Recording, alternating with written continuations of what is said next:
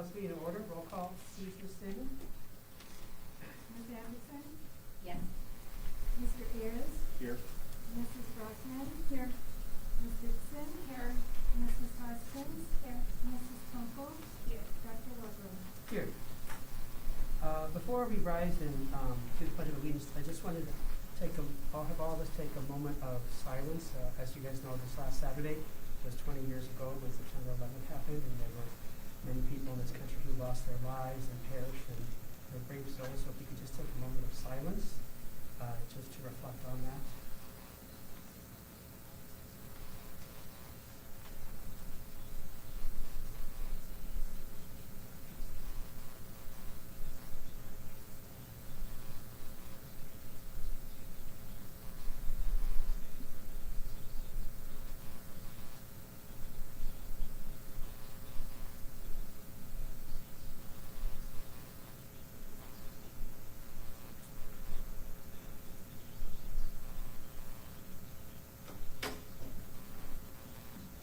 Okay, if you could please rise and join me in the Pledge of Allegiance. Pledge allegiance to the flag of the United States of America and to the republic for which it stands, one nation, under God, indivisible, with liberty and justice for all.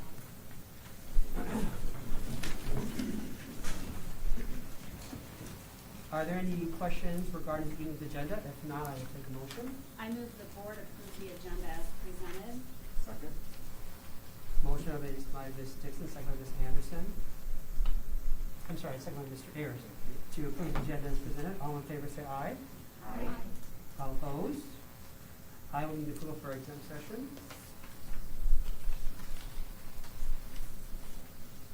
I move that the board hold a closed session as provided in section 21.51J of the open meetings law to discuss the purchase or sale of particular real estate where premature disclosure could be reasonably expected to increase the price to the school district, or the price the school district would have to pay, or lower the price that Mr. Food received for the property.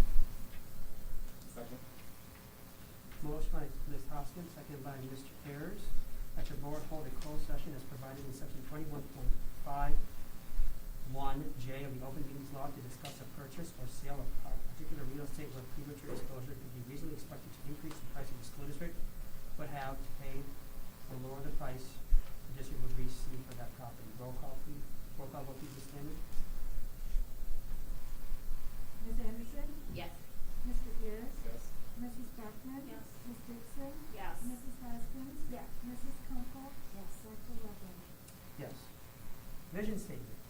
It is the vision of the Pleasant Valley Community School District to provide the finest academic and extracurricular programs in the state. Not in some things, but in everything. Not for some students, but for all students.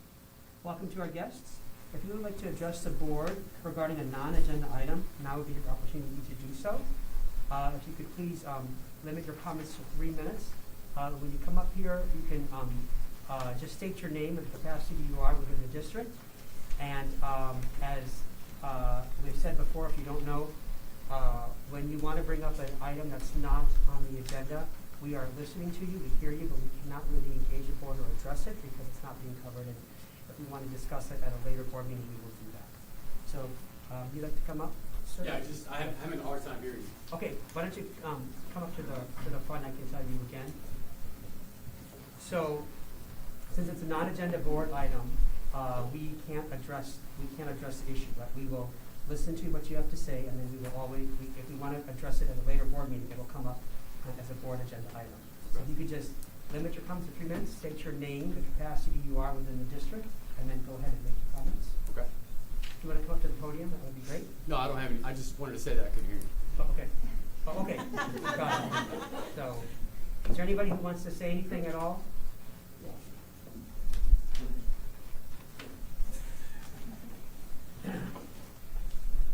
Hi guys, I'm Allie Wood. I have 3 kids in your district, and I spoke last school board meeting about the bus, and I did appreciate the phone call, appreciate Mr. Cotton, his phone call. You guys definitely responded, and I love that response. I will make you aware the same exact issue just occurred today. So one of the junior high late activity buses was 30 minutes late. Again, no communication to the parents. When parents called for an explanation, all employees who could give that information were actually gone for the day. So definitely issues. The bus driver said that this is not his route. He had to take 2 bus routes, and no one was notified, so the parents over 30 minutes late. That's also not even why I'm here. I came for a different reason, talked about curriculum, and so I wanted to first draw attention to, well, I wanted to ask the school board, did you review any of the curriculum presentations that were given out via email to the parents? Because I did, and I read them out loud to probably over 20 different people. And I'm going to read you just a couple things. So with 3 kids in the school district, I'm taking it a lot more seriously, and I'm trying to get involved more. And this was the email and the presentation we were given when it came to social studies, which can be very controversial for parents, especially some of the topics that can be talked about. And in social studies, it said, this is what the curriculum night presentation said to the parents. Instructional shifts. Inquiry-based instruction utilizing the following enduring understandings. Does anyone know what that means? Change, and this is the best part. Change requires innovation.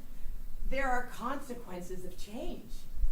And some continuity is inevitable, even with change. Okay, so this, 4th grade presentation about curriculum for my children, and that's under the social studies curriculum.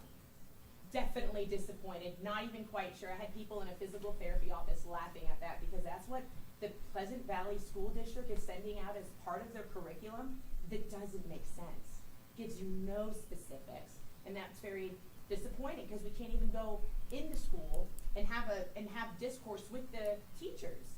I know we can send emails. That's difficult, and lots of miscommunications can happen. And on top of that, I received, 14 days ago, I sent it to Mr. Struess, and there's several things that have been sent home that I'm having issues with. For example, Mrs. Seamer last year during Christmas time, she had my two 5-year-olds read a selection of, they could choose from 12 different books. There was one on Kwanzaa, there was one on Hanukkah, there was not one on Jesus Christ during the winter holiday. I find that discriminatory towards Christians. If you're going to represent 2 different types of religions, the most important and the most widely talked about and celebrated is about Jesus Christ, and it wasn't represented. Number 2, my daughter and the entire class of Mrs. Backus' class got sent home during a very divisive, heated election year. She's 7 and 8 years old in 3rd grade. They sent home an immigration article, and I'll pull up and just read you the title. It was factually extremely incorrect.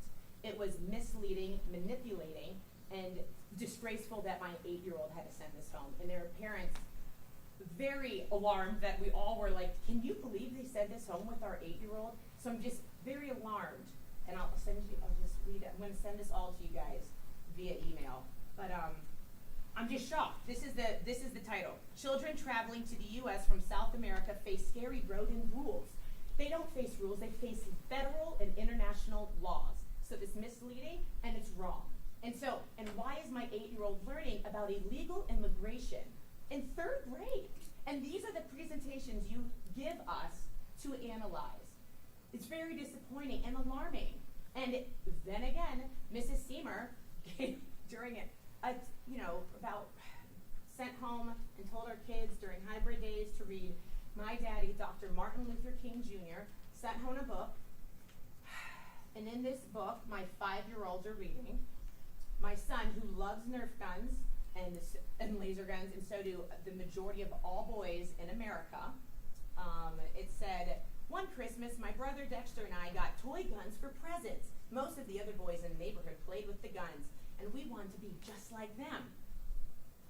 Wow, look what Martin Luther King Jr. apparently said to his sons. But we knew guns were wrong. They were not toys. They were machines made to hurt and kill.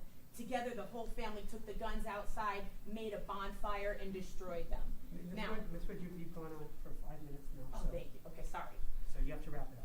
That was a little alarming for my husband in the kitchen, us all hearing this. Guns were wrong. That is anti-Second Amendment rhetoric being with no context, no follow-up with the teacher, being spewed to my children.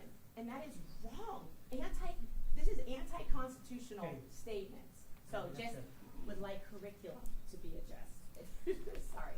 I will send all of you guys copies of this, and I hope the school board can hold, I didn't even know we had a director of curriculum right here. Hold her more accountable, and I want to know the checks and balances, what happens with these teachers when they're assigning curriculum that could be like this.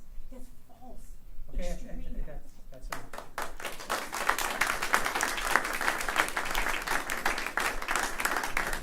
Is there anybody else who would like to address the board on any non-agenda item? All right. Yes. My name's Keith Stein, parent in the district.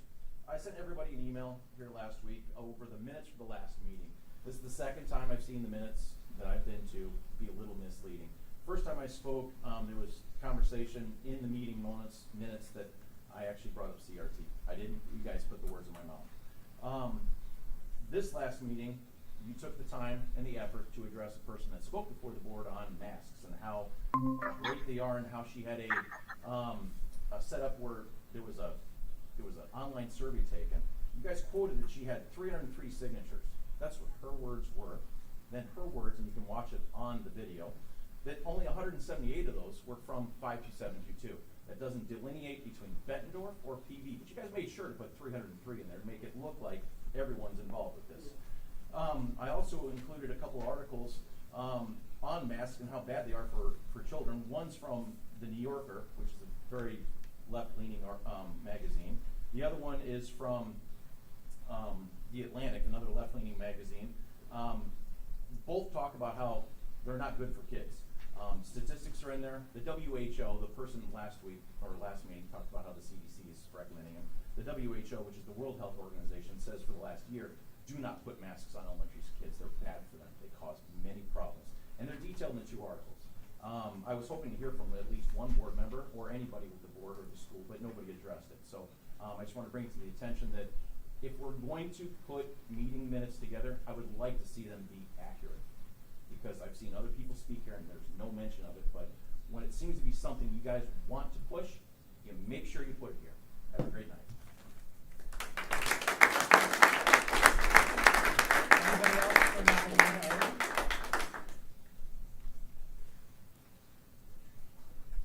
My name is Jamie Mushman-Stein, and I'm the parent of a PD student, and I really thank you all for listening to us and for engaging with us. As you can see, our concerns are not diminishing, our presence is not diminishing.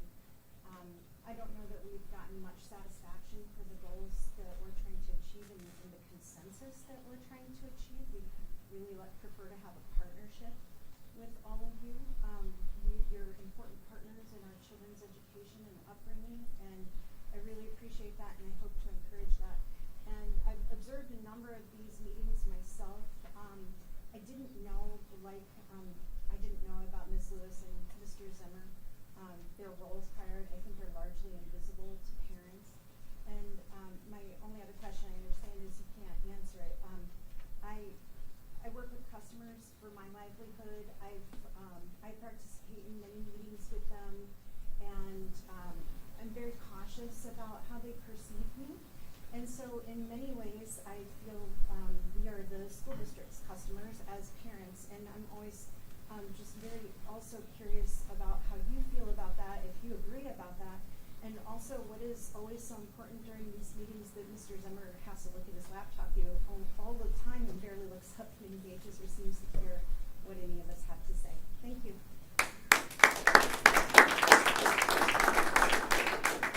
Anybody else who wants to address? Yes.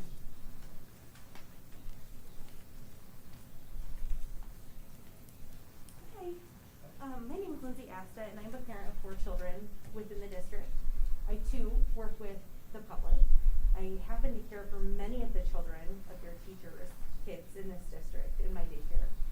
And I am appalled this past week with what we have seen in my 9-year-old's classroom.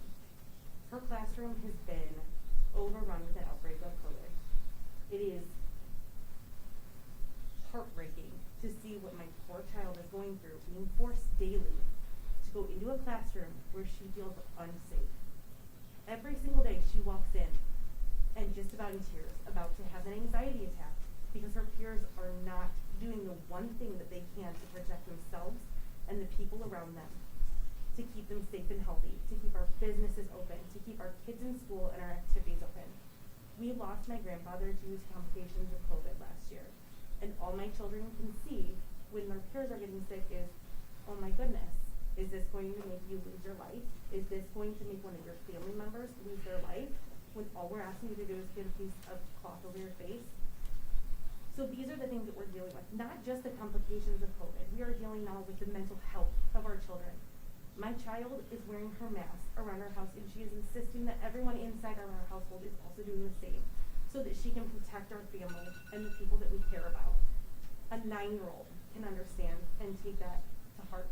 I caught her sleeping the other night with a mask on because she's so afraid to make one of our family members sick and to lose another person that she cares about. She lost 3 grandparents last year. It's really unfair that a 9-year-old should bear the weight that the adults should be taking care of. That's very unfair. And I appreciate everything that you guys are doing, and I hope that what the federal judge did today allows our district to make good choices that are healthy and safe for our kids to be in school and to feel safe both mentally and physically in their classrooms each day. I understand that maybe we can't pass a full mask mandate. I've always been one to say this is your family, this is your choice, I respect that, and I'll do the best thing for my family. But I think now is the time that we really need to make a little bit broader, stances. And this classroom has really shown us that we have to do something because we're like at 90% out with positive COVID rate for that one classroom in 2 weeks' time. So something needs to be done, whether it's classroom by classroom, like what we've done, and we're allowed to go virtual this week. That's very, very appreciated that you guys allowed that as an option. But something different needs to be done aside from forcing our kids to go to school where they feel unsafe. Thank you. Anybody else who wants to address an agenda item? Yes. Fred Dodge, taxpayer. Well, it's up 9 already tonight. I'm gonna make it a little easier. I'm just following up on something that I brought up in June. And I made the board aware of the safety issue at Pleasant View on picking up kids. So I figured all summer that would get worked out. And I tried to get out of my edition a couple weeks ago, and I was caught in traffic. And I'm like, oh, I wonder what's going on. Well, I think it was the first Thursday after school started that I saw Mike out there with the sheriff's deputy. And I said, oh, somebody's either going to direct traffic or make sure that things run smooth. So the next day I went up there and it was the same deal. And so I walked up to the school and I just started to study the situation, and it takes about a half an hour to 45 minutes for it to all clear out. And so I started to walk out and I see Brian and Mike out there with their notebooks and they're studying the situation. And I said, well, if you got a minute, I've got a solution for you. And so we walked up and we said, how about this? We can get 18 cars off of Crook Creek Road. And so I thought for sure something would happen by now, but my neighbor walked her kid home today. She said, I'm not going to sit in the line for half an hour. And said nothing's changed yet. So I just kind of like to be updated on what's going on, because it is a real safety issue, as you witnessed. Do I get a response tonight? I can just tell you real quick, we reached out to IMEG, their consulting firm, to see, IMEG is an engineering firm, and to see what our options are and what they can do. So that's a contact we have made so far. So would it be a real problem if I got 10 retired volunteers and we'll go up and sort the traffic out for you and wave people through and get that? Could we do that legally? Well, I'll put a group together and we'll go do it. We'll let you know. I will get back in touch with you. All right, thank you. Anybody else want to address a non-agenda item? Okay. Yes. I just want to take the opportunity to let you know we appreciate your service that you give, and we also appreciate that you understand that you are where you're at because we elected you to your position. And you represent us, and we appreciate all that you've done to represent us and support and sustain the laws that have been signed and enacted. This includes the no mask mandate, right? And we appreciate that. And we appreciate you giving that responsibility to the parents to educate and protect our own children. We appreciate that. Thank you. And also that you respect us in the curriculum that is being presented to our children, because we ultimately are responsible for their education. If it isn't happening here in the school district, if we can't trust that the curriculum is appropriate for our children to be learning, then we will have to, and we all have the plan to remove our children, and we know how that will affect you as a school district. And we want you to support us as parents, and we're grateful that you have and appreciate all that you have done to support us as parents.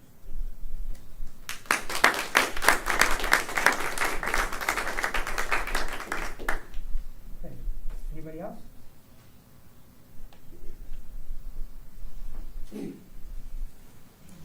Hi, my name is Ben. I have 3 kids in the district at Pleasant View. I want to say thank you, for allowing us to speak. Appreciate your time. I'm kind of on the other side of things where my kids are excited to go to school. They're excited to go to school without masks. They don't want them. They have anxiety wearing them when they walk into the buildings or putting them out in the morning. Especially my 8-year-old. It doesn't sit well with him. I know there's a lot of families out there that are on the same thinking that I am about that topic. They're not here tonight. It's hard to get people to show up sometimes, obviously. But I want you to take into consideration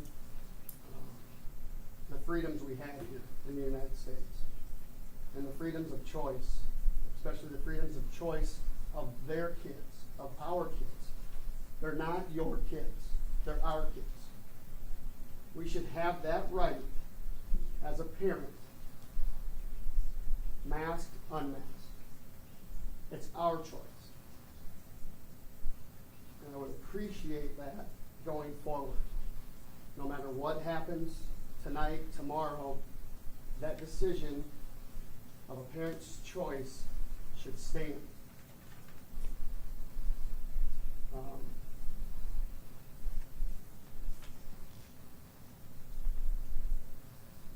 I coach in the district. I've coached little kids. I haven't stopped coaching the entire time. I mean, let's be honest. I got 90 kids out in the football field that I run around with right now, PV 3rd through 6th grade. Nobody's wearing a mask. None of the coaches. None of the athletes. None of the high school football players. It's over. We have a choice, and I would just hope that you stay that course and allow us constitutional freedoms that we have before many more things get taken away that none of us want. So, thank you for your time.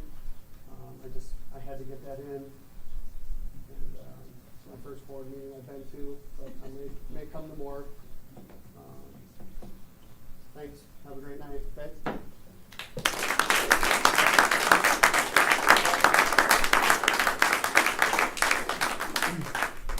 Anybody else? Okay. Ms. Anderson? I have nothing. Mr. Harris? I have nothing, thank you. Ms. Hoskins? Nothing from the thing. Council? Nothing from the thing. Ms. Rockman? I would just like to give a shout out to all the people involved with homecoming this last week. It was, from my perspective, a huge success, and it was great to see so many people involved. The band, the sports teams, the clubs, the administration, Spartan Assembly. The parade was, the weather was perfect for the parade, and it was well attended.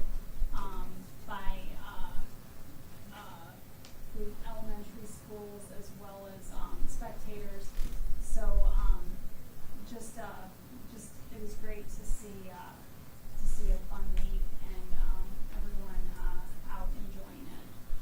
So I appreciate all the work everyone's put into that. Okay. Stacy? I have nothing, thank you. Okay. Dr. Lewis? Mr. Zimmer? Well, on your communication concerns, the recognition on the AP test results that we received, Pleasant Valley offers 16 AP courses. Those have been expanding each year. And out of those, this year, especially coming off of the home mix attendance that we had last year, we had 308 students enrolled in 484 exams, with 251, or approximately 82%, passing with a 3 or higher. And I wanted to give a couple of highlights out of those results.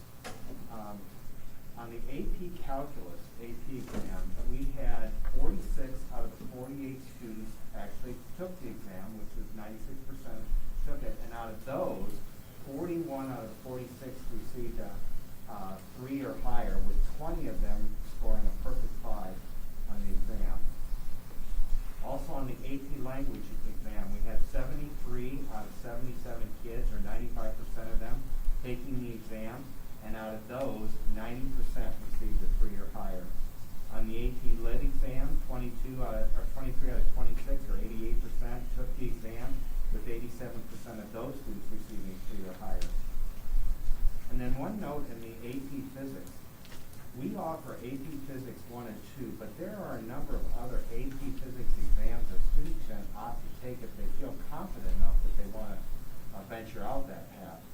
We had 10 AP Physics 2 students that not only took the AP Physics 2 exam, but they also took either the AP Physics Electromagnetic Spectrum exam or the AP Physics Mechanical exam, and all 10 of them scored a 3 or higher, which is a passing score. I also wanted to recognize that while they were a smaller number, there were 6 out of 7 students that take the AP Music Theory exam, and all of them passed with a 3 or higher. And then finally, this was our first year of really emphasizing the AP Computer Science A exam. And while there weren't a lot of students, there were 12 students in the course, all 12 took the exam, and 50% of them scored a perfect 5. So again, I think those results speak highly of our teachers and the work that they go through, and our students and their confidence in taking the exam. So I wanted to bring that to your attention. Thank you. Wonderful news. Mr. Kaminsky? I have nothing. Ms. David? Mr. Street? Just two things. Number one, I want to echo kind of a thank you. And it goes with the Run with Carl, everyone who participated in the Run with Carl, people who organized that. It's a great event for students in our district as well as the Bettendorf School District, and the scholarships that come from that foundation event. So again, thank you to everyone who participated. I also just want to take a moment, kind of in conjunction with a lot of comments made this evening, just so the board is up to speed. In the last 3 hours, have not heard, Judge Robert Pratt stated that he was putting a temporary restraining order on the mask mandate that was released back in May. Again, right now, I would assume that Governor Reynolds will probably put an injunction against that. It'll be an appeal process. So we'll wait and see how things will transpire. But just want to again make you aware that that has gone out. We will see. We'll talk to the Department of Education what that looks like. Again, it's not saying one way or the other. It's just saying that that has been brought to us. Not a lot of information brought to us at this point, but we shall wait and see impact of what that looks like. It's also the United States Department of Education level right now with American Disabilities Act, Rehabilitation Act. So just a lot of law going on. We'll see where that transpires and what that looks like as a district. Just want to make sure you guys are aware that that's on our radar. We are aware of it, and we'll continue to watch that closely. One other one, please. Just a reminder, just a thank you from the start of the school year every year. Mary Feehan, who's a parent at Hopewell Elementary, organizes Fill Your Backpacks for kids. And it's just donations from a lot of people in the area. They put those together through Genesis School Supplies, and those are free backpacks given to a number of kids in our district and also outside of our district. So just a real thank you for Mary for organizing that and everyone who assists with that.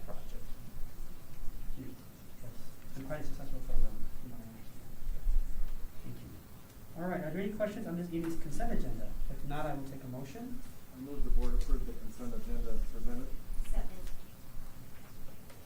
Motion, Mr. Ayers, second by Ms. Kunkel, to approve this evening's consent agenda as presented. All in favor say aye. All opposed? Approval of bills, general fund.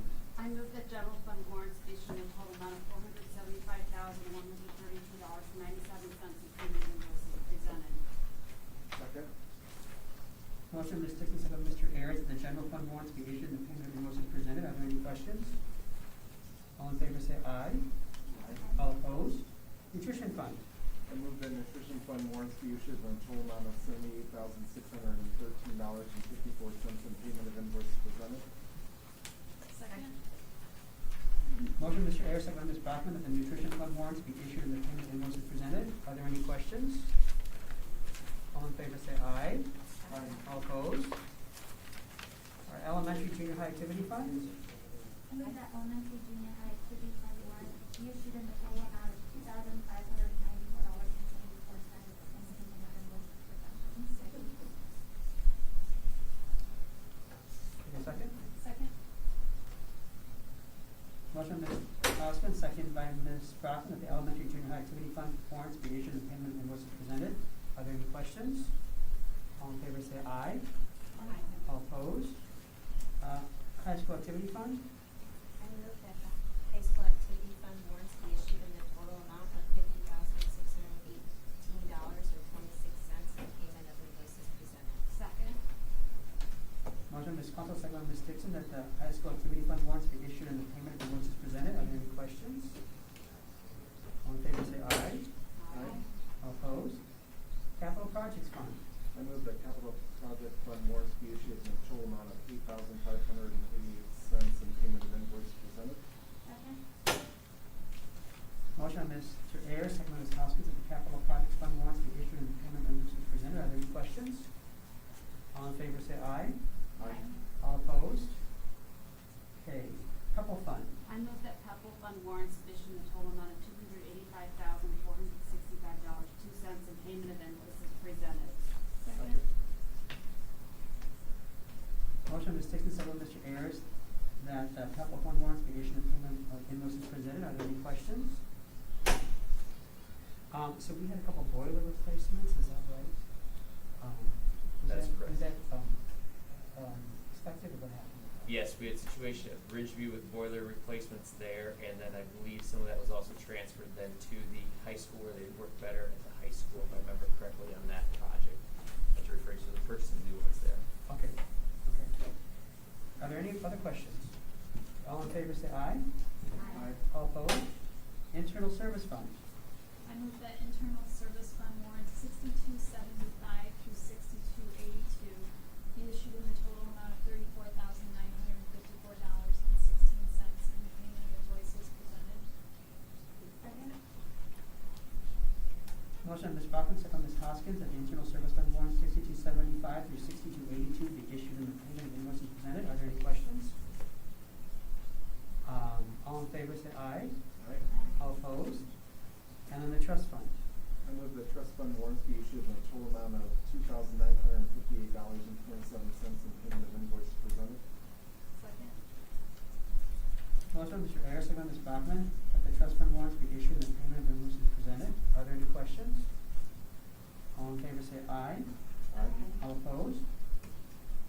Okay, moving on to old business, student parent handbook, regarding visitors, Mr. Struz. So on the screen right now, if Beth, you put that back on, I'd really appreciate it, thank you. The first paragraph, after our last board meeting, we talked about, looking at what does a contacting look like, a teacher or the administrator. We had the word calling in there, and after further review, it's probably the best way.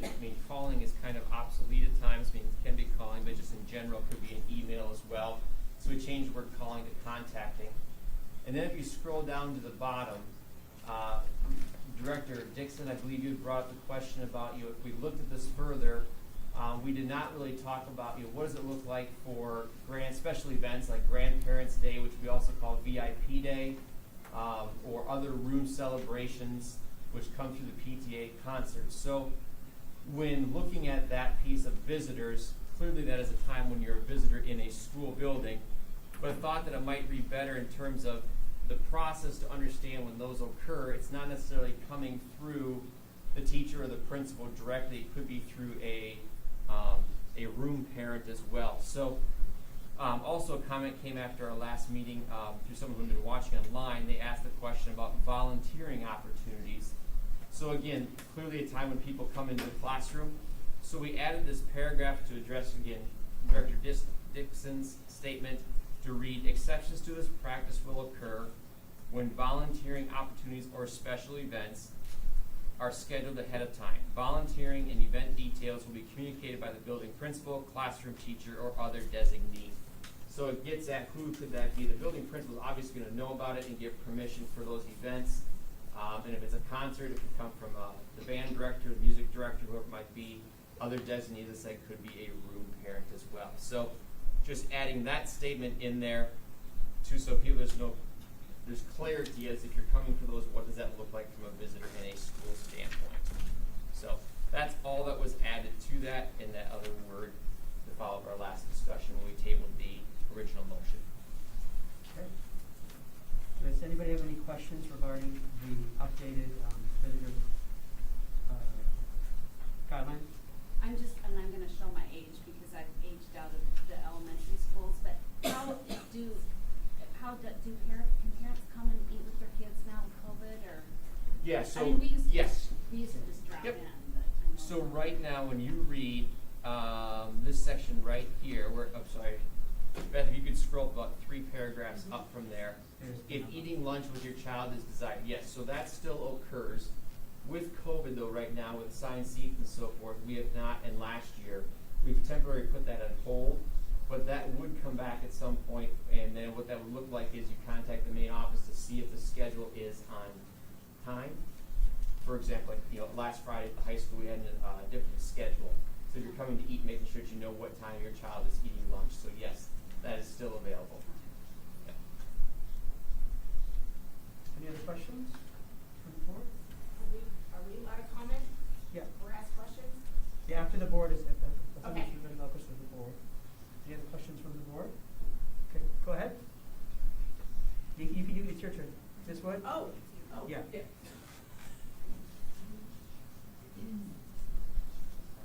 Yes. Can you scroll up and show the whole paragraph that you want to change? Well, this is the amended one. In terms of which paragraph?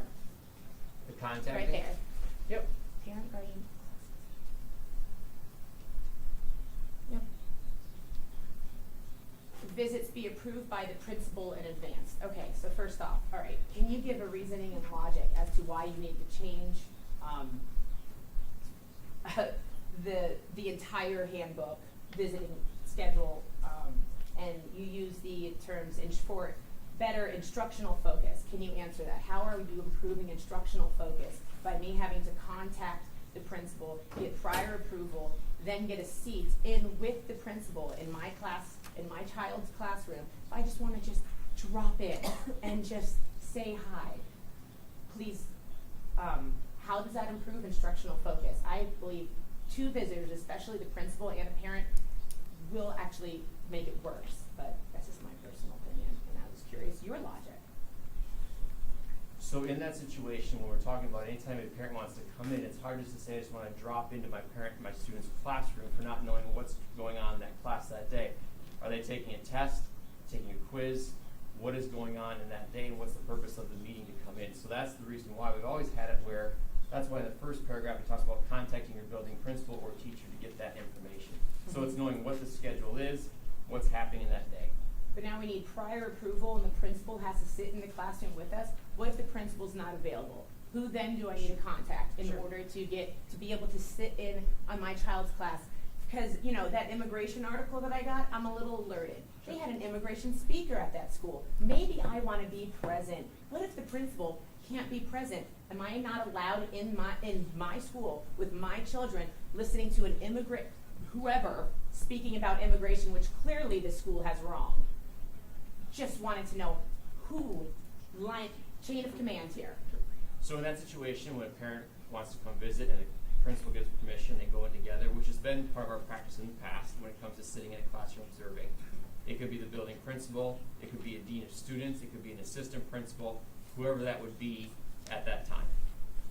Can't just, okay, so it also says security for all students. How does this increase the security? Sure, and what that is meant there is when talking to, for example, if you're going over a test or going through information, that there's information that would be pertinent to an individual child that may not be pertinent to somebody else. So in terms of grading questions, things of that nature, that's why looking at security of kids, what's happening in that classroom. Were there any specific instances where the security was compromised or where there was absolute crazy disruption from a parent as of today and beforehand? Not saying that there has been. Well, then why the change? This has been our practice from what I'm saying right now. And what we've done is just gone through to list it out in more detail. That's all it is. I've never been told I had to contact the principal and he has to sit with me in the classroom if I want to visit the class. And You're claiming that it improves security, that there apparently was a security risk right now and from periods beyond. So the handbook prior and your protocols from today and before have had our children have less security and that they've had more, less instructional focus. That, there's been conflict with scheduling activities where people were upset. I just don't see the need to change. All it does is exercise more the desire, it makes it more difficult for parents to want to come in the class. you just need to call the principal and just ask what the schedule of the day looks like in that classroom that day. And ask the teacher what's going on. Are you, like I said, if you're giving a test, you're not going to want to sit there, or state assessments, district assessments. It doesn't mean I have the principal sit with me in the class. Right? So you can work through, and if there's questions afterwards, you can ask the questions of them. What if he's and not that's what we've available? done. What's that? Well, what if he's not available? So now I'm beholden to the principal of my elementary school schedule. We'd have someone available with you. You said that it's either the principal or the designee of the principal if the principal is not available. Okay. So if the principal is not available and you want to come, the principal approves it, of course, they either. Do you principal understand and the parents' designee. alarm Sure. making this a little bit more difficult? I mean, my kids are in first grade and fourth grade, and now you're saying I need a print. And you're telling me that's less. That's going to increase instructional focus. I don't see that as true. Okay. All right. Are there any other questions? Yeah, Mr. Schutz, just with respect to that paragraph where it does talk about that Ms. Wood was mentioned, it said the principal and parent/guardian will be provided designated seating in the classroom. I think that if our position is that it's the principal or other designee, I think that wording needs to be in there. So it should say the principal or designee and parent/guardian will be provided designated seating. That would just be my recommendation, that would be inserted. Very good. Paragraph is that, I'm sorry. It's like the third. Yeah, it would just Beginning be, of the third just, part. if you don't mind, it would just be right here, it would be the principal, and slash, I don't think you don't want to say or, but the principal or designee, I don't know if you want to have the word and. Yep. But thank you, Ms. Wood, you do need to have that discretion. Yep. It's a little intimidating. Would we all agree? You must have the principal sit with you. Is that intimidating? Am I the only one who thinks that's intimidating? Yeah. So before it was so welcoming. All visitors welcome. Now you're like, now you have to call, get prior reason, and the principal's going to sit with you in the class. Tell me that's not welcoming and intimidating. And it seems like you're trying to push more power and control. And I don't think it was by you. I think it's by the union. The I think teachers we are also nervous. have to respect the classroom and the teacher in the classroom as well, and the instruction that they are doing, and we want to make it least disruptive for them as well, so that all Give us students an can be example of learning. when it wasn't. We could, So- you could Give also us an respect. Well, we're gonna do any other questions regarding this? With that amendment, can I get a motion? So we'll make a motion and then what she just will be fixed on there. Correct. Yes. And then the other part would be that last paragraph. That'd be the motion piece of it. And just for clarification, not all of this is new, or all of this isn't. A lot of this was Procedurally in there. speaking, yes. The guidelines that we have followed in the past, yes. There's no new guidelines, it is just clarification on those guidelines. So if parents have questions, it's more spelled out in the handbook than it was before. Because the other 3 levels, they were somewhat similar, but as we went through last time, there was differences in terms of visiting a classroom, eating lunch, friends, and what that looked like at the 3 levels. This would go into all 3 handbooks at one time as a guideline for all of them and for all teachers. Right, and I think it does a great job of spelling out the difference between an arranged visit because you have questions about the curriculum or your child's ability to participate in the class versus a drop-in because it's a Halloween party and things like that. So I think this change answers all those questions. I remember at the last board meeting, we had all the different ones written, the one for elementary, junior high versus So this high is school, just and then way this more kind of the same. consolidates them into one. Thank you. I'll take a motion. I move that the board approve the updated visitor procedure in the elementary, junior high, and high school student parent handbooks as amended. Or is that what I need to say? If that does, okay. As Second. amended. Who's that? Motion by Ms. Anderson, second by Ms. Kunkel, to move that the board approve the amended, updated visitor procedure in the elementary, junior high, and high school student and handbook. Roll call vote, please, Ms. Damon. Ms. Anderson? Yes. Mr. Ayers? Yes. Mrs. Brockman? Yes. Ms. Dixon? Yes. Mrs. Hoskins? Yes. Mrs. Kunkel? Yes. Dr. Lovely? Yes. Okay, moving on to new business. Food service cooperative purchasing agreement. Andrea's here and Mr. Struce, so I don't know who wants to go first. I'll start while Andrew comes up. Okay. Number one, just as you know, about 2 weeks ago, we sent home an e-news part of a message that talked about delays in lunches and the change in lunch schedule due to our inability to receive food. So we've asked Andrea. Andrea's had received some additional conflicts in terms of delivery and what that looks like.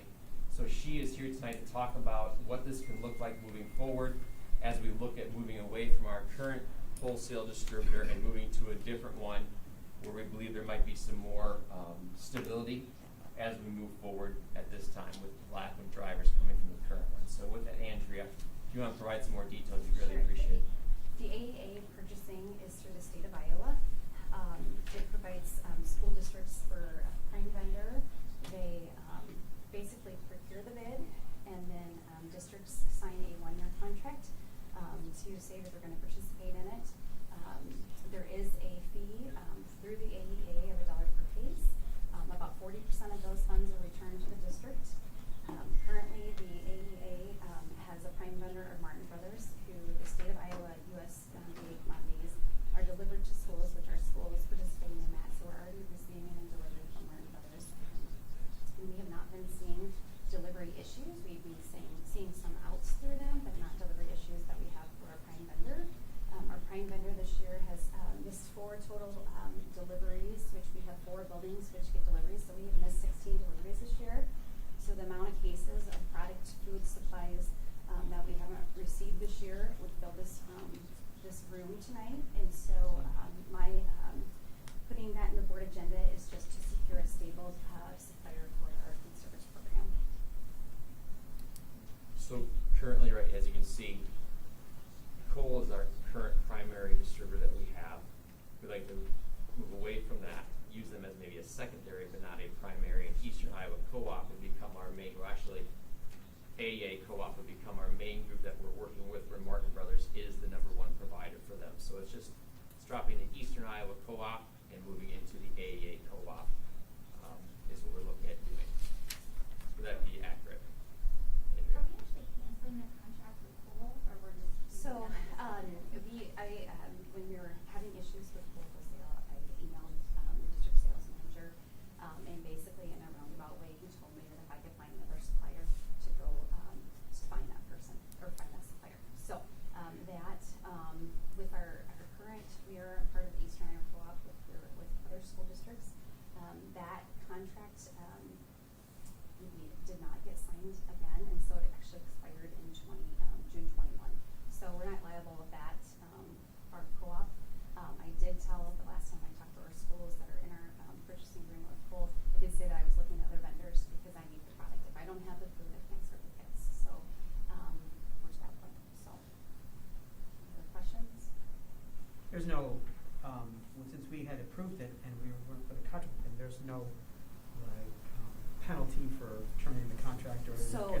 or exchanging Yeah, the contract that's a because good of cause? question. In our prime vendor bid that, our prime vendor, signed, under section 3, vendor qualifications and responsibilities, basically it says, continued documented instances of non-compliance with contract terms and conditions may result in termination of contract. Termination of contract is they're not providing service to our school district. And they gave verbal or written warnings saying that we were able to find another distributor, as well. Is there any, and so there's not any notice provision that you have to give notice within a certain amount of days? We will still be using them as a supplier, because I think we're going to need it. Martin Brothers has agreed to take us on through the AEA. But again, we, probably don't have all of the products that we're used to working, so. And, Brian, you confirmed through legal that we're appropriate, like, our decision to terminate is in compliance with the language of the contract, correct? That is correct. As So long as she- we're doing it on the up and up, you know, which I'm not. No, it's you're okay. not, but We- as long as legal has approved the manner in which we are terminating the contract. Yeah, so we just need to make sure the That's my motion concern. tonight that we make, that we are saying we are terminating the one contract, so we're approving the termination of one, and that we are approving the moving into the other one with AA co-op. So it shows that we're dropping the one and clearly approving the other one, and then we're fine legally. We'd also give Cole the notification of that as well, as the reason why. And we're it's not saying that. necessary that we put in the motion the reason for the termination? Okay. As long as, yeah, Yeah. that would be my only concern. I mean, you unilaterally terminate a contract, I wanna make sure that And Cole, as she we said, has don't given have us something permission. come around the corner. Yeah, to do so, and so we'll cite all those instances where we did not have deliveries, so it's clear. Yeah. Now, I know that when we make decisions, a lot of times we have to go with the low bid, on things. Now that, my presumption is that Cole, we've used them and they've always been the lowest bid in the past. So now that we're going on with the AEA food purchasing, how is our bid gonna be different? How much more money is it gonna be, or are they just Well, gonna? that's where the AEA comes in with the dollar per case more. So currently we're not paying that, with our prime vendor. And 40% of that will come back. We are receiving more reimbursement from the federal government for participating in the food meal program, so, Okay. You know, we would anticipate right now, if you asked us today, that we'd stay with AA co-op into the future Yeah. because of the stability. Now, again, that can change Anytime. anytime, we Yeah. know that. But right now, from a long-term perspective, this seems to be the best financially prudent way to go, and to make sure we're ensuring lunch for our kids Yep. every day, because right now we get an email at 11 o'clock at night saying, We can't, Truck. deliver or tomorrow. no Correct. email, no communication. I'm getting Yeah. a text message at 5 o'clock saying they're delivery. Last week we didn't get any delivery from our prime vendor, so. And Martin Brothers, feels confident that they can take us on and give us that consistent delivery, but the products would change, so the menus change. Menus probably would not change, just some of the products that we're paying, and they would change, yes. Do you feel that the other schools in the Eastern Iowa Cooperative, would they also switch? And I if think- they switch, are you concerned at all about supply? I think in time they will switch. I think they're hoping that it gets better, prime vendor that we currently have. And I don't anticipate it getting better because I've seen it decline. I've also seen on our deliveries, partial cases, outs. And so they're just trying to keep up, but they're not keeping up. We've heard from, other districts who have them as a prime vendor, and they have 50 schools and only deliver 30. So it's not a, consistent, Thanks for your time on this. Any other questions at all? If not, I will take a motion, and it's the revised food service motion for those of you who have received it at your desk. That's what we will need. I move that the board approve the termination of the full contract and approve participation in the AEA Food Purchasing Cooperative. Second? Motion by Ms. Conkle, second by Ms. Brockman, that the board approve the termination of the co-contract and approve participation in the AEA Food Purchasing Cooperative. Roll call vote, please, Damon? Ms. Anderson? Yes. Mr. Ayers? Yes. Mrs. Brockman? Yes. Ms. Dixon? Yes. Mrs. Hoskins? Yes. Mrs. Kunkel? Yes. Dr. Wagner? Yes. Okay, and then, we will take, the next item with this Durham School Services. Durham Representative, and Mr. Struess is gonna introduce, who's your this evening we have Kathy Corbett, who's the acting, she's currently the Davenport General Manager for Durham Busing, here tonight to speak on behalf of how she's assisting us in our district. And also on the screen here is Jennifer Andreas. Jennifer is the Durham Regional Manager. And I've asked both of them to be here this evening to go ahead and explain kind of where we have been back on August 23rd, where we are today, and where we hope to be in the near future. I will walk through all that, but I want to say up front that it has been very, very difficult. And if you have been following, just like when you talk about food transportation and drivers for trucks, it is the same thing we are seeing. We are seeing struggling to find bus drivers. And Jennifer and Kathy will go through and explain this. And I will tell you right now, I don't like what's happening right now, and we have to find a way to improve it. But the way we improve it is by trying to find additional drivers. And right now they are doing everything they possibly can do to find drivers. And I can't tell you, they'll go through the process that we're doing, but to put it in perspective, we have 32 bus drivers. We have 32 routes. So what that means is, for the most part, if someone calls in, we have to figure out how we run a route to pick up kids. Or the other one that's been hugely impacted is activities after school. Typically our buses don't get done running routes until about 3:45. A lot of times our kids in sporting events need to leave junior high by 2:30-ish. And we still have routes because we were running 32 buses at one time. So we always have to balance between getting kids home and trying to figure out how we get kids onto sporting events and what that looks like. So these two are working very hard. Are there things that we can do to improve? Yes, there are. And they'll walk through what we've done since we've started, the conflicts we've had, and what happens when you don't have a driver available to you. But I wanted to bring them here tonight to share this with you so that you have an update as to where we were in our last board meeting and where we are today and where we hope to be going in the future.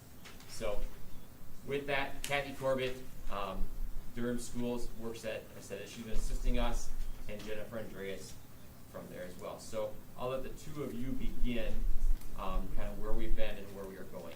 Would you like me to address this evening's incident first, Jen? Yeah, Kathy, can you hear me okay, Brian? Yes, we have you. Thank you. Perfect. Yeah, Kathy, if you'd like to address the concern from today, shortly before we joined this meeting, and then I'll go through what the last couple of weeks have looked like. So this evening we had a brand new driver. We finally got another brand new driver. For the last 3 or 4 days, we've been onboarding her, which consists of having her dry run routes, having her person ride, and actually Stacy rode with her, because I apologize, I don't know this area very well. And we've been kind of working her up into this route, and she got kind of brave tonight, and she was going to do the route by herself. It was a very simple route to do, and she got twisted around, and she just got confused. And we were already working with her, trying to get her back on track, and what happened, but we're all human, and that's what happened in that route. And while Stacy was doing that, she missed covering one of the late runs that the driver called in sick this morning, and I apologize, but it was a mistake. So when you say late runs, you mean the junior high activity bus at 5 o'clock? I do. Okay. And that's what, it was the Route 7 running late that caused the delays at the school that she was late for. And what we did was we had another driver who was off, covered the last part of her route, so that part wouldn't be late, but her middle part that she got lost on the bus. Okay, go ahead, Jen. Thanks, Kathy, and I appreciate the update on that. So following the first couple of days at school, Brian reached out to myself and my supervisor immediately to review how things had gone, and we had definitely tripped over our feet significantly in Pleasant Valley. We'd felt that we were in an okay space. All you need to do is turn on the news, and there are bus driver shortages like we've never experienced in this industry. This is the most difficult school startup we've ever experienced in my time in transportation and in many of my peers' times in transportation. So that's not an excuse. That's just the reality of the situation, and that's why I share that. Since the first couple of weeks of school, the biggest first change we made was bringing Kathy in as the interim GM. As Brian said, she covers the Davenport, Durham location, and she's very experienced in what she does. And we knew this was going to be, more work for her, but she's a team player, and that's what she does. And we wanted to make sure that we had support for, Stacy and the folks in the office and the drivers as well. But Kathy and I looked at Davenport and Pleasant Valley as a unit months and months and months ago. We felt that we were going to lose some drivers in Pleasant Valley due to retirements and things of that nature. So she has overstaffed her location.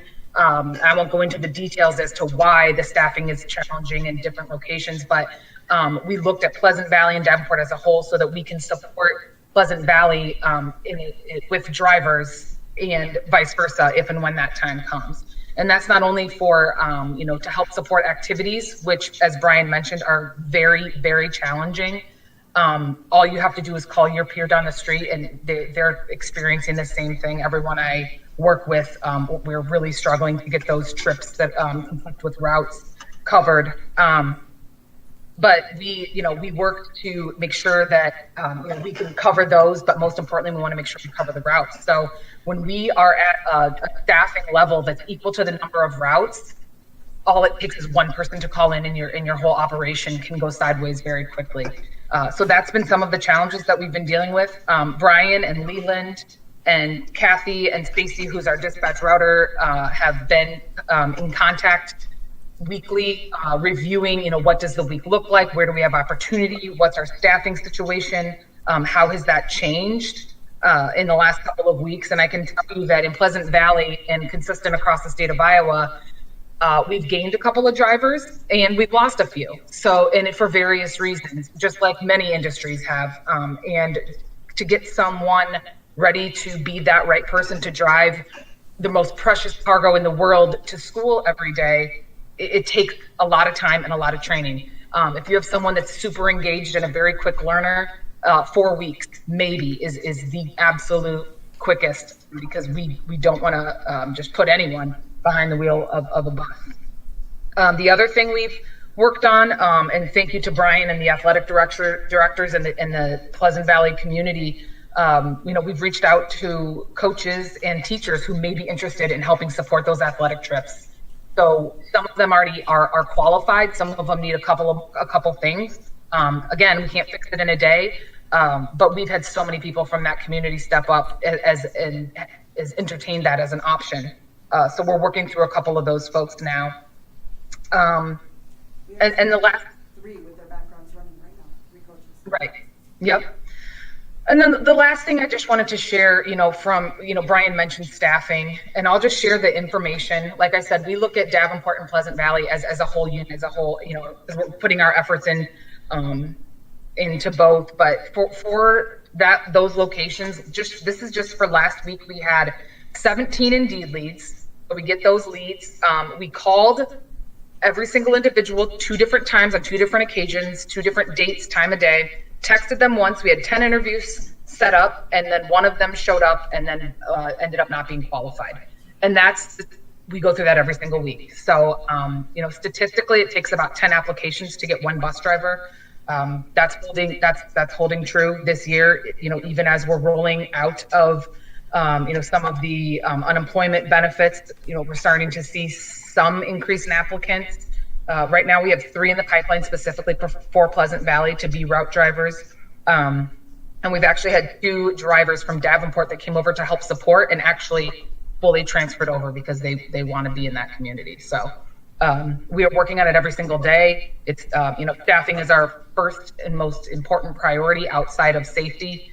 And we are doing everything we can to get staffed. And that is, at the end of the day, that's our biggest challenge facing us, because it trickles down into the entire operation. We have 10 more, 10 more apps and 10 more apps that we received this week, and 6 appointments set up already. The other thing we talked about after we met the first week every single day, now we've gone to a weekly meeting every Tuesday at 10 o'clock. one of the things that we're working through, and I talked to Stacy, Kathy, and Jen about, is communication to families. So when a bus is running late, how soon can we get a communication out if we know in advance?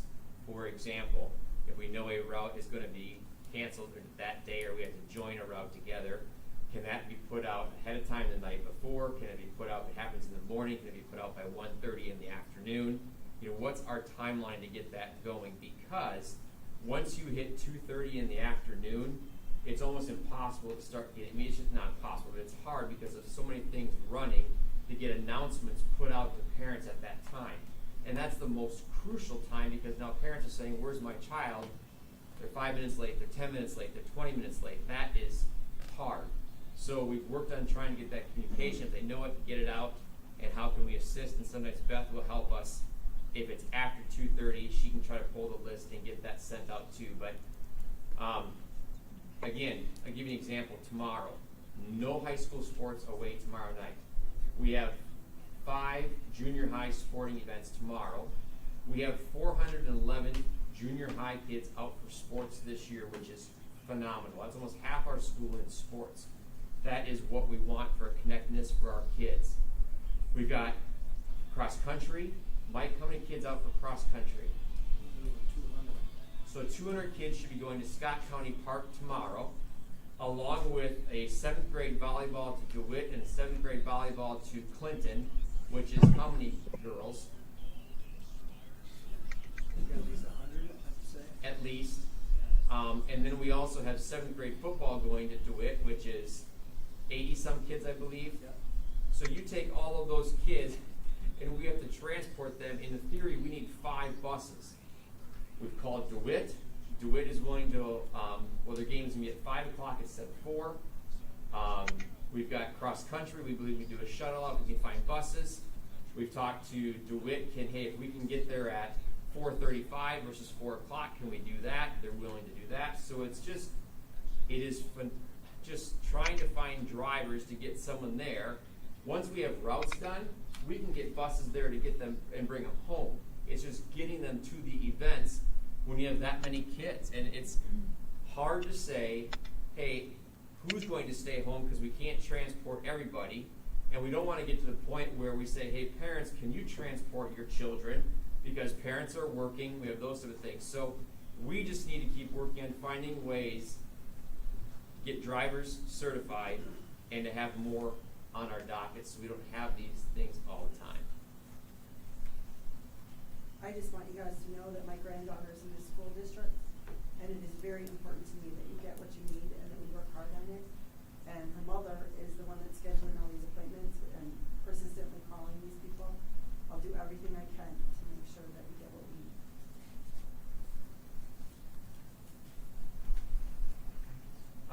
Do we have any questions from the board? I have 2 questions. As far as the communication piece goes, I'm wondering what barriers exist on getting that out sooner. So, you know, if I call in, if I have a bus route and I call in at 6 in the morning to say I'm sick and I won't be able to drive my route, how do we not know until 2:30 that that bus route's going to be affected? Or So, I'm sorry, I didn't mean to interrupt you. no, I'm just wondering, because I think that is really the key at this point. I think that's the one variable that is most controllable in our hands. We can't control applicants. We can't control how many new people are available to drive buses. But if we can control that piece and let parents know, they can make arrangements, and that will alleviate a lot of the issues we're having as far as subs coming in or having to reroute or plan other buses and the amount of traffic we have there. If parents can know they can grandparent go or they can find friends, and that I think would alleviate a lot of headache for people. So the commitment we made to Mr. Struce is to try and get those routes that we know ahead of time out by 1:30, not 2:30. We want to get them out there, and if you look, I mean, we've been really putting them out there and working hard to get that done. Unfortunately, like for instance this evening when that route got missed, there's nothing we can do because it's missed. We got to get it covered and we got to get taken care of. But it's hard to send out a message then too. Because it's at that moment. Right. Kathleen, just say like this morning, we had 3 drivers that did not come in. There was 4 that called in, they got 1 to come, so 3 were home. So then she called me at 6:30 this morning saying, okay, here's the situation we have. We're going to double up these 2 routes, or go run this route, come back and get somebody. So that's the communication they then start getting out as soon as possible once they know. I was talking to Mr. Strews, Stacy was putting out the, I don't know what they're called, the Messenger. messages to the parents. Okay, so they knew that. We are trying as hard as we can. This is not the first district I've worked with that has that kind of messaging, and it's a very good tool. And Beth is very helpful too. Thank you so much.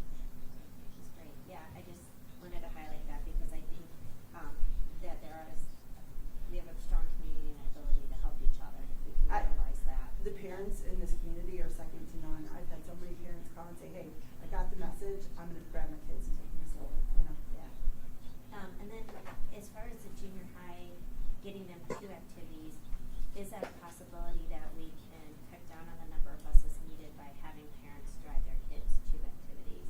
I know it would take some coordination and commitment from parents as far as having that information ahead of time so you're not, that you're only getting the buses you need, but is that a possibility?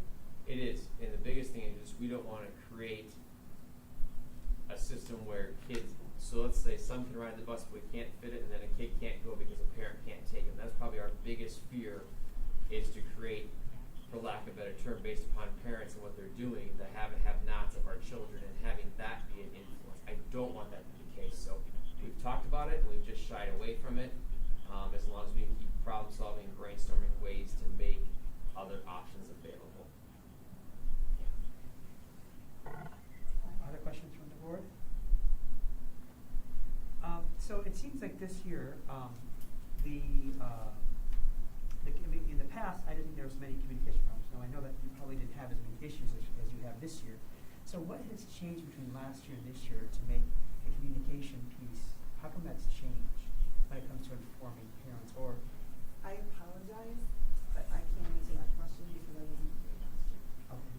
Brian or Mr. Strews? If you were to ask me to answer the question, that the best advice I can give you and the best answer would be it's due to the late cancellation of a route or having to double up a route that causes that to happen. I mean, as they're trying to, say a driver calls in the afternoon, I can't make it because I'm sick. Now they've got to figure out, for example, a Cody run has a small run. Well, we can drop those kids off. Let's run that bus over to Bridgeview to pick up the Bridgeview kids that can't get picked up. That's all coordination and trying to get communication out to the parents, out to the principals of the school, out to the teachers who put the kids on the bus. And I think it just takes time. And with Stacy there, now with Kathy there helping, they can work tag team on that. But I think it's because of the lack of drivers that has caused the communication piece. Because they're trying to swim upstream to solve a situation that they can't solve at that moment. It just takes time. I do know in the past they've been able to draw a driver from Davenport to help out, and that would be just, take a driver, put him on the route. But we're short everywhere, so we've already got as many as we can draw from Davenport. Do you think that with the way our routes are, we have 32 routes, correct? Is there any Correct. talk of maybe possibly, at least in the short term, consolidating into maybe 30 routes or 29 routes until you have a solid amount of people that are trained, so you give them the time to train, and that you know are going to probably stay around so that we're not going to deal with these issues, and there's still a little bit of a buffer if somebody calls in sick for somebody else to replace that issue. Have you guys talked about consolidating? So what you do is typically when you get to the first 2-3 weeks of school, you start doing what we call load counts. And we'll look at load counts to see, can you put 2 buses together, run a same route, or, do you flip it all upside down and redo it? But that just takes time. So that's a conversation we'll be having tomorrow in terms of what are our options. Okay, but that's on the table, right? Yes. Yes, absolutely. Because again, I think parents will be very happy if they can get a consistent person to come and pick up or bus, even if it's consolidation. But as Ms. Kunkel mentioned, I think our biggest concern that I've heard from a lot of parents as well is the communication piece. And if we can get that handled, at least parents can either make plans, but they know what's going on. It's as with everything else, communication is important. I agree. But we do realize how difficult it is, especially right now, all over the country, in every sector. It's difficult to find people to work. I understand that. I think we all understand that. Jen, were you trying to say something? Sorry, Jen. No, I was just going to comment on, I know, last year you guys ran hybrid, if I recall correctly, for the entire first semester, which, I thought that would have been more difficult than this year, but it's actually not because there's more kids going to school. And so it's more difficult to, shimmy kids onto different routes and things like that. So, but yeah, we are absolutely having that conversation tomorrow, just based upon the capacity of the buses and if that's an option for us to be able to reduce some routes as a temporary solution to get those activities more firm on the schedule. So, one last question from me. Jennifer, are there any other solutions on the table besides looking at the load counts and maybe consolidating routes? Are there any other solutions that are on the table that you're contemplating? So what we work on is consolidating routes, reaching out to the coaches or other individuals that work for the school districts that may be able to help support. That's been successful. This one is very unpopular and almost impossible, it seems, but moving those trips outside of route time, we can have 20 drivers drive trips if they're not leaving at the same time we're trying to get kids home from school. So and we have been able to do that with a couple of trips in PV. And it's just enough outside route time if we have a route that finishes up just 10, 15 minutes earlier than the bulk of them. That flexibility is helpful. I know that causes a big trickle down effect with officials and coaches and schools. So that's difficult to do. I'm trying to think what other solutions I've had in other districts. A lot of my districts have a big chunk of casual drivers. So just retired folks that just like take kids to sports and watch the sports games. I have a couple districts with a lot of those. We don't have many of those in Pleasant Valley currently. And then just supporting each other from a driver staffing perspective. So, typically in a normal year, if I was super short drivers in Pleasant Valley, I could reach out to my supervisor and be like, do you have extra drivers in Wisconsin? Can I borrow 3 of them for 6 weeks? We don't have that anymore. In Iowa, we're actually being asked to send drivers out, and we're not. But we are looked at as a state that is actually actually well staffed because we're close to the number of routes versus drivers. So those are some of the things. I mean, at the end of the day, it's really getting those qualified individuals in, which just like Brian said, it continues to be an uphill battle, but it's one that we're not going to stop fighting. So. Okay. To give you one more example, which last week we sent our cross-country teams, high school teams to Marshalltown for a meet. And at that point, Jen actually reached out to Ankeny and said, hey, Ankeny, what time do you do your morning routes? Could you have a driver drive over here to us, pick up our kids, drop them off at Marshalltown, and go back and make it by your PM route in Ankeny, because it's Durham. We do that a lot. They do those sort of things. When she talks about Wisconsin, that's things that they're reaching out, trying to do to find creative ways to find more drivers during this time. So they are pounding their heads trying to find solutions to a very difficult situation. And, talking about later times, we take football right now, and Mike, probably the latest we can do because it gets dark, maybe a 5 o'clock, 5:30 start time that you're done. So it just gets very difficult. There's constraints that we just got to keep working through. We just need more drivers from coaches or other people. Mr. Stein? Oh, I'm sorry. Oh, go ahead. I just had one question. So have we had to cancel, I think of the junior high as maybe the biggest challenge, but high school is probably right behind it, but have we had to cancel anything or limit the kids that go to any of their events yet? Let me go with your cancellation one first. Mike, you haven't canceled anything yet to date. The only thing that I know of at the high school level was the Marshalltown, because we ended up getting a charter. So we took 25 varsity runners, 25 boys and girls varsity runners. So you had 50 on the charter. That was the one.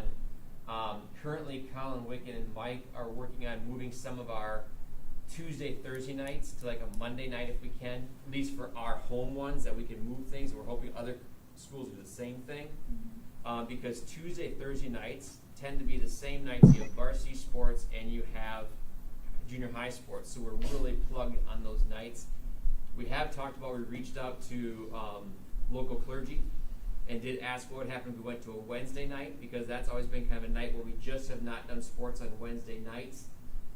We're trying to stay away from that as much as possible, so we'll move the Monday night games Maybe a few things on Friday if it doesn't get too late into the night. So right now we're trying to move things to different nights. Yeah.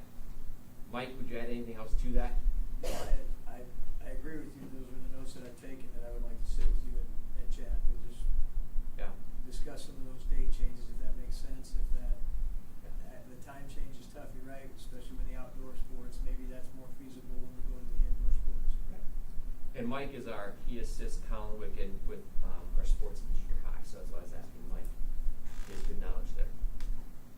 Mr. Stein? I'm in contracting, and we're having the same issue getting people. And one thought I have, and when I was in school, junior high level, there were some teachers that did drive buses. I'm not suggesting the teachers, I'm not suggesting all.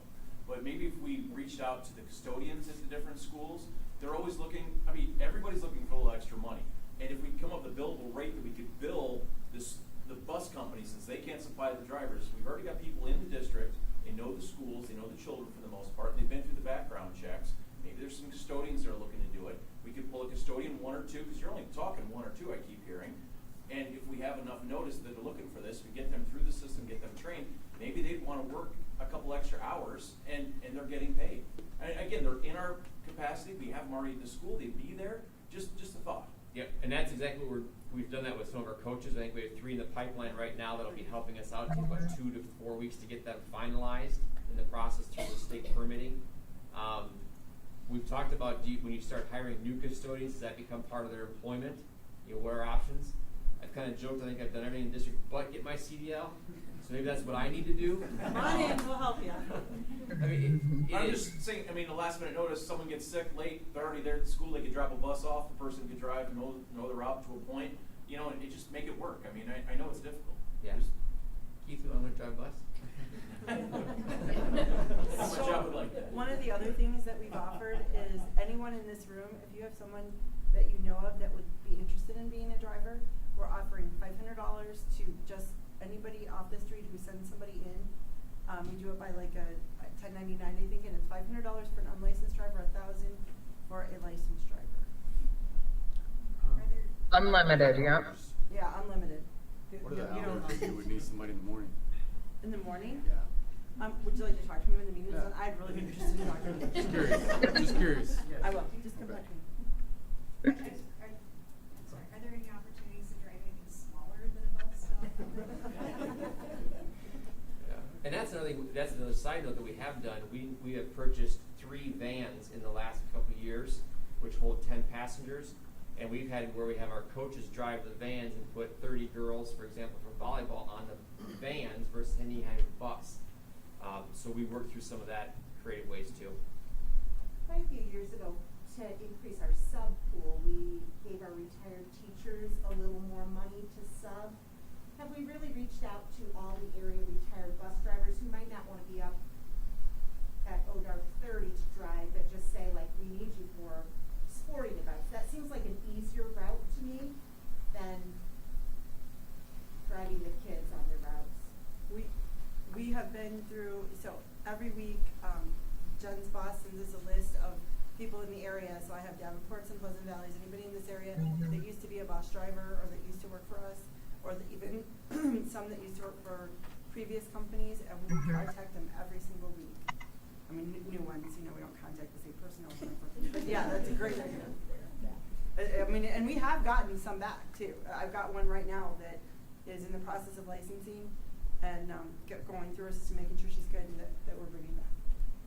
North Scott and Bettendorf don't use Durham. They, I think, have their own bus drivers. Yes. Has there been any talk about contacting them, not to take them away from Bettendorf or North Scott, but if they happen to only drive during the day and they want to make some extra money, and they're already licensed bus drivers and they happen to be a sporting event that they might be available for, have you guys contacted them as well? I have actually contacted North Scott, Bettendorf, Riverbend, Met, and offered that opportunity. I even contacted there's a couple companies in the Quad Cities that do like limo buses, and I have a deal with one of the guys that he's got people that want to trade off, that we could work with that. And I also have a guy that goes around and drives buses from place to place, but sometimes they don't have any work for their drivers, so I've got a deal with him too to send us any drivers that we could possibly have. Can I ask a question? Just that $500 to $1,000, is that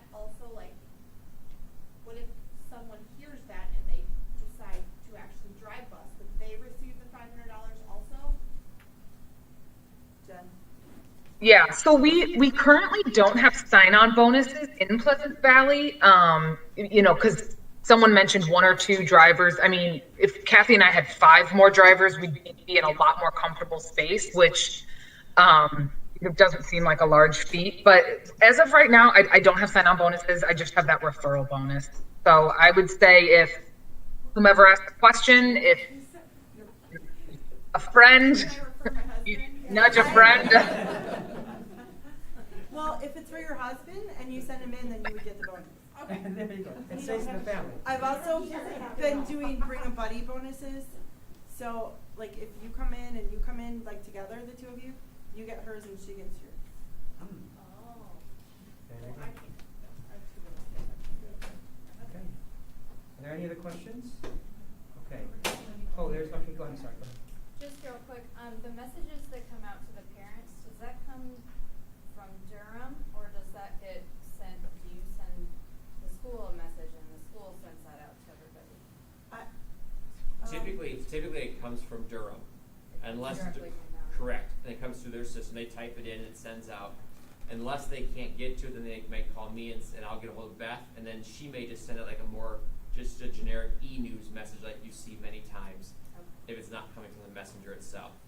Yes. All right, any other questions regarding the Durham School Services?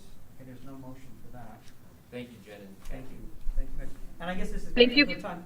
It's just a good time, I guess, to remind all of our public who's watching this that if they have a route where they have a consistent bus driver, to make sure that they appreciate the bus driver, treat their bus, tell their kids to treat their bus driver well, and remember that they're an integral part of our school system, and any appreciation verbally or any other way is very important, especially in these times where it's hard to find drivers. So Thank you. And before I sign off, I do want to say the community in Pleasant Valley treats our drivers so well, including Brian and Leland, and we are really, really fortunate to have that partnership. So I just wanted to, since I have all of you, say thank you for that. And to the parents that I can't see, but I know you're there somewhere, I really appreciate your support of our team. okay, now we're moving on to our executive session. So at this point, we will head into that.